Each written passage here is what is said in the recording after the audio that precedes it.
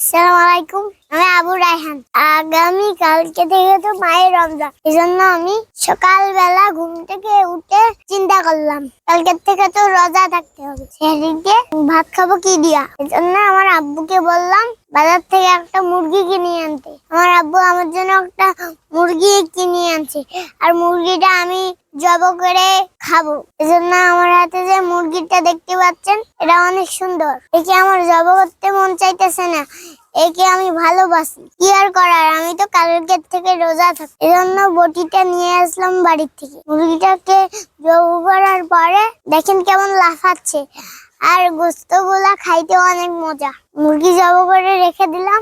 এখন দেখি কাজে ব্যস্ত, এজন্য আমার গাড়িটা বার করলাম, খেলতে বার হলাম বাড়ির থেকে। পরে ছাদের উপরে গেলাম। পরে ছাদের উপরে গিয়ে গাড়ি দিয়ে খেলা করতে দেখি মরিচের গাছগুলো শুকাইয়ে গেছে, তাই আমি পানি দিলাম। আমার দাদি ছাদের উপরে অনেকগুলা মরিচের গাছ গাচ্ছে, অনেকগুলো মরিচ ধরছে মরিচের গাছে। এজন্য আমি চিন্তা করলাম খেলা পরে করবো, আগে মরিচের গাছগুলাতে পানি দিই। তো বন্ধুরা, আপনারা দেখতে পাচ্ছেন আমি সব মরিচের গাছতে পানি দিলাম। পানি দিতে গিয়ে দেখি আমাদের আনারের গাছে ফুল আছে, এজন্য চিন্তা করলাম একেও পানি দিতে হবে, তাই আনারের গাছটাতেও পানি দিলাম। আমাদের গাছে দেখলাম বড় বড় টমেটো ধরেছে, এজন্য সবগুলা গাছে পানি দিলাম।